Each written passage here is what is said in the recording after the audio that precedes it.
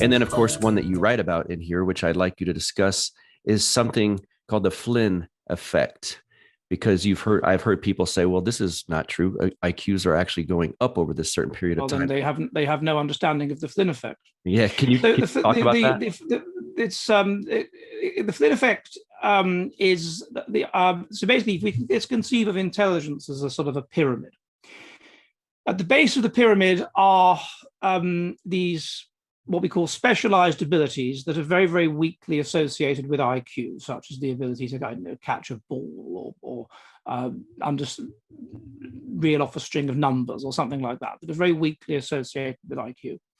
Then as you move up the pyramid, these can be factored down into three basic kinds of intelligence: linguistic intelligence, mathematical intelligence, and spatial intelligence.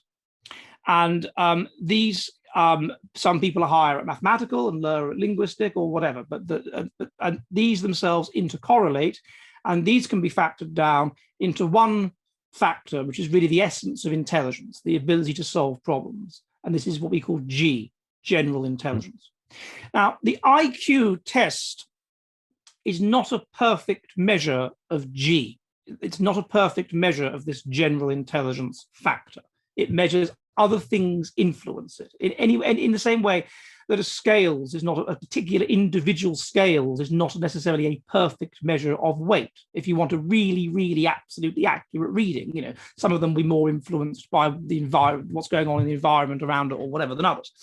And so what happened with the Flynn effect is that one of these specialized abilities, or a number of these specialized abilities, which relate to the ability to it sort of mimics intelligence, the ability to think in an analytic way. It's something like that. This ability has gone up across the 20th century, consistent with a rise of about 2.5 IQ points per decade. Now, obviously, we cannot have been becoming 2.5 IQ points per decade more intelligent for the last 100 years, because if we were, then we would be geniuses compared to our ancestors 100 years ago. But on every other measure that correlates with intelligence you can think of, this has gone down over the last 100 years. So something else is going on. And what was happening was that when this guy, Jim Flynn, and also my colleague, Richard Lynn, Jim Flynn, by the way, endorsed my book, and on the back of the book gave it a dust jacket quote and was very helpful with the book.